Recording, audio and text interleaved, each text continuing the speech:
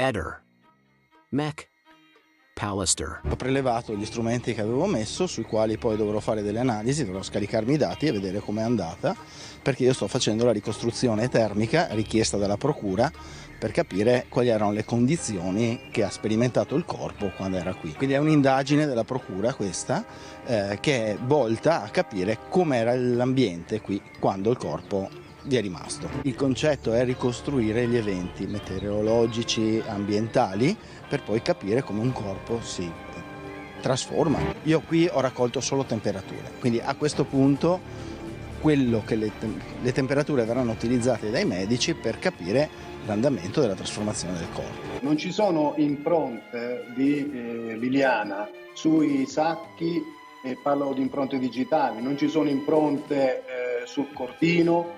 È vero sì che c'è il DNA di Liliana sul cordino, ma il DNA è dovuto al sangue, perché comunque Liliana era stata attinta da alcuni colpi, secondo la nostra ricostruzione, e aveva perso del sangue che poi è stato riscontrato in sede di autopsia. Quindi sembra veramente assurdo che una persona non lasci una traccia, una sua impronta, perlomeno sulle buste o sul cordino, avvocato, perché deve stringere, deve fare quell'operazione per ottenere il risultato, insomma, e suicidarsi.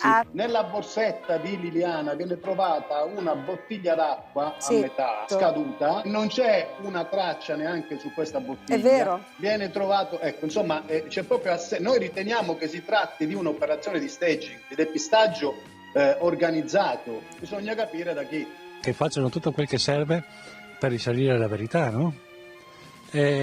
Ma insomma, mi pare che comunque il GIP Dainotti sia stato molto chiaro, al di là di quella che è stata la relazione che ha fatto la questura di Trieste. Lo stesso Dainotti, letta quella relazione, è venuto fuori con la conclusione che si è trattato di omicidio avvenuto di prossimità. La causa della morte è scompenso cardiaco acuto, io lo dico da 25 mesi, 26 mesi, che Liliana ha subito. Sulle prime ho pensato che avesse subito solo che un'aggressione verbale. Poi le fotografie, quando hanno trovato il corpo, dimostrano, che si dica che piacciono o no, dimostrano che è stata percossa. E quindi che lei sia morta per scompenso cardiaco acuto è giustificabile dall'aggressione fisica e verbale che ha subito.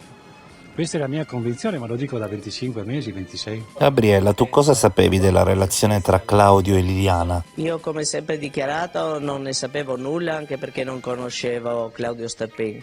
Ecco, dopo conoscendolo assolutamente gli credo a quello che dice, anche perché ha portato tante prove. È inutile che il marito neghi prove del telefono, prove che anche la vicina di casa vedeva la signora Liliana che è andata a casa sua. Dopo la signora che ha visto Liliana che entra a casa di Sterpin, non è che sappiamo cosa andasse a fare, se a stirare o altro. Poi le stesse colleghe mi hanno riferito comunque che c'era qualche cosa, non lo so cosa, perché nessuno si è espresso mai chiaramente e c'è tanta omertà su questa vicenda che non lo capisco. Infatti io anche sul mio profilo invito sempre tutti, chi sa qualcosa, chi conosceva Lilli, non è che devono aver prove, però ci potrebbero portare conoscenza di tante cose su Liliana. Vede, allora, secondo il mio punto di vista, il marito, e che voi ben sapete che io non apprezzo, anzi, ecco, io mi chiedo come la fine di dicembre una signora che poi sta a SIT scrive anzi su Messenger al marito e dice: guarda che io ho visto tua moglie.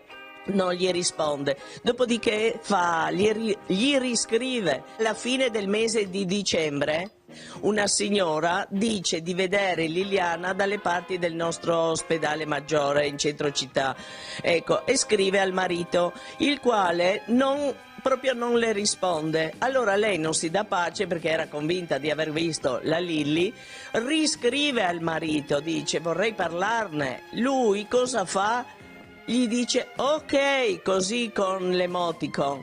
Allora io mi chiedo, marito Sebastiano riceve, poi la signora non si dà pace, va in questura ed ecco, allora dico io, no, quello che non comprendo da un marito così affranto, come dice lui, anzi oggi vedo affranto, poi Poi perché? Perché il giorno tra la notte del 4 sul 5, un marito che non sa dove è sparita la moglie, ecco, e poi fra l'altro voglio aggiungere che il 5 la mattina in TV, in diretta verso le 11, dice, e a me mi si è accapponata la pelle, dice Lilli è da qualche parte qui vicino ed era sul divano di casa. Dopodiché lui il giorno 4 su 5 spegne il telefono, lo mette in vibrazione. Ok? Va benissimo. Uno che sparisce la moglie, tu metti il telefono in vibrazione, riceve una telefonata nella notte,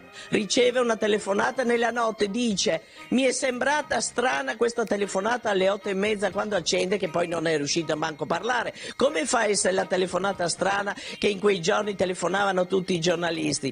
E invece quando Sterpin chiama, lui ha detto che anzi c'era una persona che ansimava, che stalkerizzava Lilli, e là non è andato in questura immediatamente. Ma dai, non è un'idea, sono agli atti queste cose. Lo so. Io non posso capire un marito così affranto che pensava di morire, ok?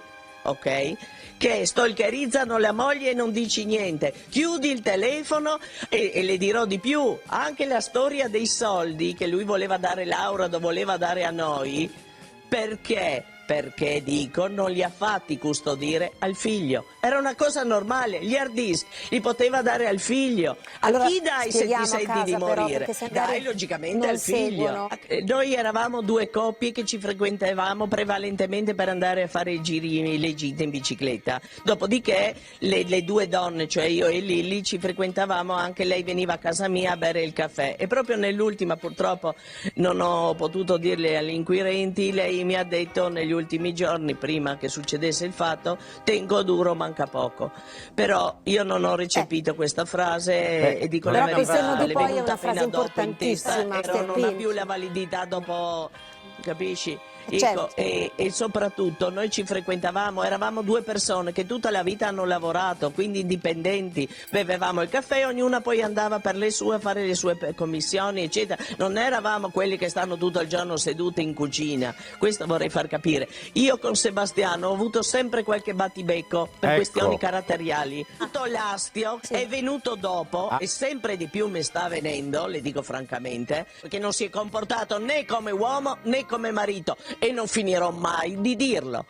Guarda, io ho fatto solo una foto a Sterpin, capisci? Scusate, io voglio confrontare con voi una mia impressione molto forte. Ogni volta che vedo Delon e poi quando si segue la storia di Liliana Rizipogic, no? Come si chiama?